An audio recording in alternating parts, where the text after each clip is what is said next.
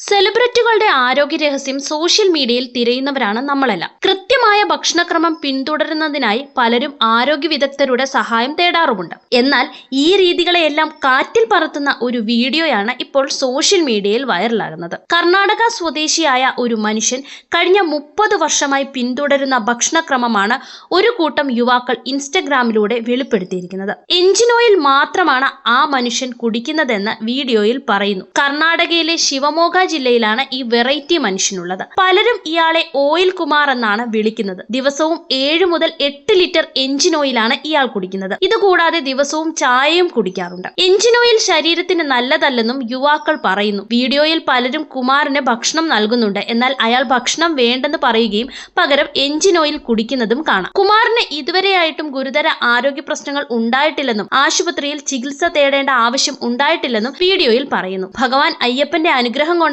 തനിക്ക് യാതൊരു ആരോഗ്യ പ്രശ്നവും ഉണ്ടാകാത്തത് എന്നാണ് കുമാർ പറയുന്നത്. പെട്രോളിയം ഉൽപ്പന്നമായ എഞ്ചിൻ ഓയിൽ മനുഷ്യ ശരീരത്തിന് ഗുണം ചെയ്യുന്നതല്ല. ഇത് ശരീരത്തിനുള്ളിൽ പോയാൽ ശ്വാസകോശ സംബന്ധമായ ഗുരുതര പ്രശ്നങ്ങൾ ഉണ്ടാകാൻ സാധ്യതയുണ്ടെന്നാണ് ഡോക്ടർമാർ പറയുന്നത്. എന്തായാലും വീഡിയോ ഇപ്പോൾ വലിയ രീതിയിൽ പ്രചരിക്കുകയാണ്.